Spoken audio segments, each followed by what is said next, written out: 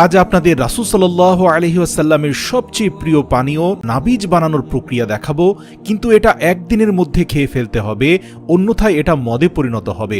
আল্লাহর রাসূল নিজেও নাবিজ খেতেন। নাবিজ খেলে পাকস্থলীর অ্যাসিডিটি দূর হয়ে যায়, হজম শক্তি বৃদ্ধি পায়। এটা একেবারে প্রমাণিত সত্য। খেজুরের নাবিজ তৈরি করার জন্য প্রথমে ৮ টুকরা পাকা খেজুর কেটে নিতে হবে।